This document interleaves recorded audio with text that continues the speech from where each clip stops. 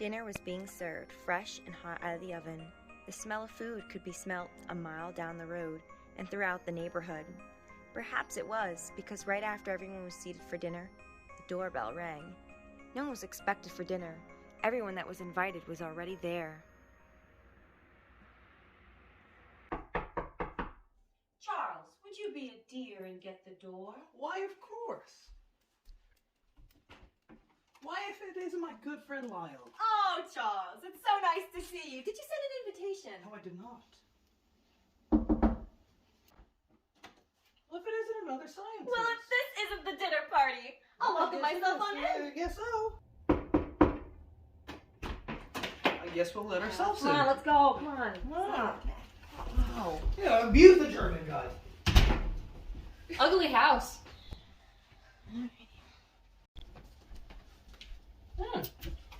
Don't I mind see if you do. found your way to the wine cellar. Yes, I This is did. where dreams are made of. Oh, God. Let's get on with this. Oh, welcome. This is the dinner party. Naturally, you're all selected. See what I did there? Anyway, you all have one thing in common. You are legendary investigators of the natural world. Let's drink to them. We get it. We're all amazing. But why are we here? But you see, it wasn't me.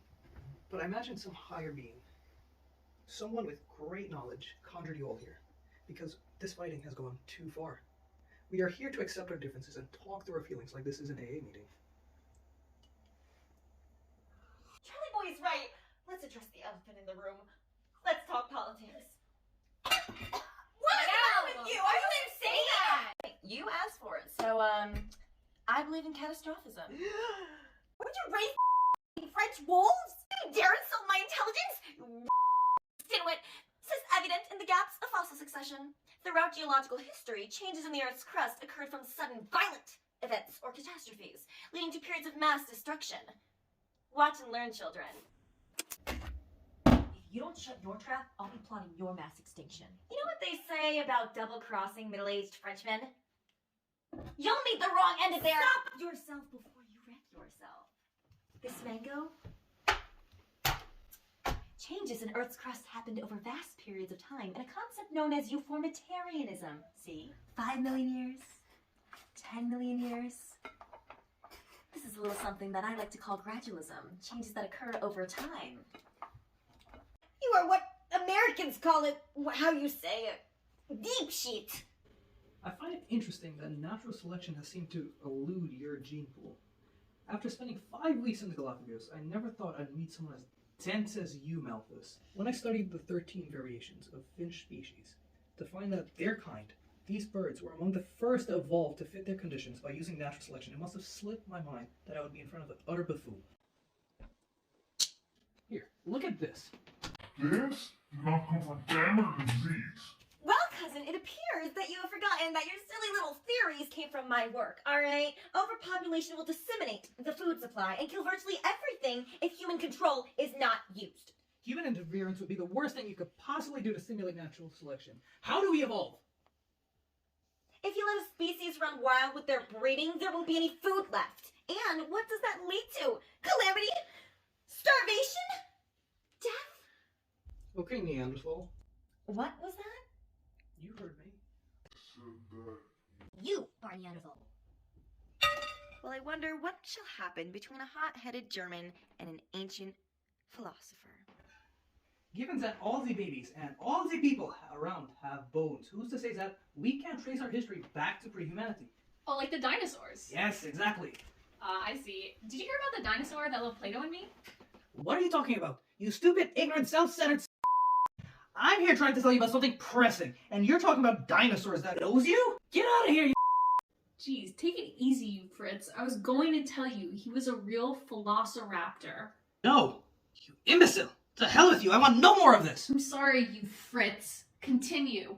As I was saying, the babies, I found something with them. Between dizygotic and monozygotic twins in multiple traits, there was a trend for twinning tendencies in dizygotic ones, but not monozygotic twins.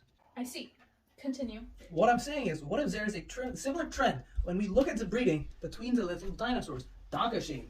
Here, look at these.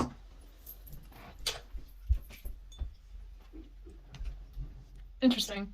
While blood is being boiled and our appetites are spoiled, things are getting heated as we venture off into the other side of our dinner table. I don't understand why this is up for debate. I have conducted countless lab experiments, slaving over a hot lab station, trying to unearth the very principles of which we now know and understand genetics. Simply put, my work with inheritance in pea plants is a testament to my scientific genius. I mean, where would the world be if we believed that genetics was simply an allelic smoothie?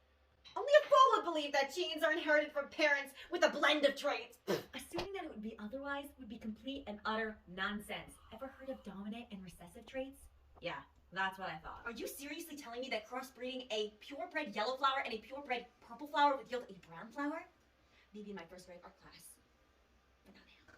Listen, I can attempt to appreciate and understand your perspective, but that doesn't mean that I'm going to sit here and watch you undermine my calculations. Do mutations exist? Yes, indeed they do. While you envision mutations in such a glorified manner, they really aren't prevalent enough to alter an entire population's phenotype. The rate of mutation is so small that its impact on an entire population is minuscule in the grand scheme. Blasphemy! And you dare call yourself a scientist? Scientist? No. Mathematical genius? Perhaps. Well, your mathematical filth is not welcome here. Keep your derivatives and arithmetics away from me. Unless you're willing to admit that variation within a species, giving rise to mutations, can be significantly advantageous, then you can find someone else to spend dinner with doing long division on discarded napkins. Beneficial mutations lead to organisms reproducing and increasing the frequency at which traits are expressed.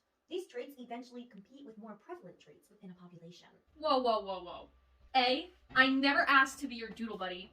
And B, I never asked to get into a heated debate about the changes in allelic frequencies. If you're going to grill me, at least give a mathematician a fighting chance. Can I phone a friend or something? Phone a friend? What is this, a game of Who Wants to Be a Millionaire? Plain and simple. You need to chill out. The only prize I've got my eye on is the Hardy-Weinberg principle, courtesy of yours truly. Boiled blood and bear fangs aside, there's no arguing the genius in that. Please, you think you're so high and mighty just because you have innate mathematical abilities? Want to try me? Try and calculate the speed at which I'm about to shove this finch. Alright, let's keep this PG. Hello everyone. As you know, I'm Princess Diana. Now everyone's so chatty. Well, did anyone talk about man's place in the universe? Because honestly, clearly man's duty to adopt a Mother Nature role failed when I was so rudely killed in my limo. Although it's man's job to oversee how nature is being utilized throughout the universe, it obviously has been failing. The overproduction of ignorant humans has been devastating wildlife and killing unique species. Biodiversity needs to be appreciated and saved. Now, would anyone like to discuss a certain someone named Camilla? Just one thing I would like to ask. Could the ghost please leave our house in peace? Not brutally. Thank you. You all are apes, and before you start throwing things, hear me out. We all evolved from a higher being, and not God. A different version of what we are. Apes evolved into different versions of monkeys and chimpanzees, and you could see that reflected with us alone. Look at our hands, look at our chin, look at our feet. They're all similar. Same thing with whales. If we go back with the fossils, we could figure out that, okay, whales used to live on land. Looking at their fossils, their structures, and how it evolved. So let's have a nice dinner and enjoy.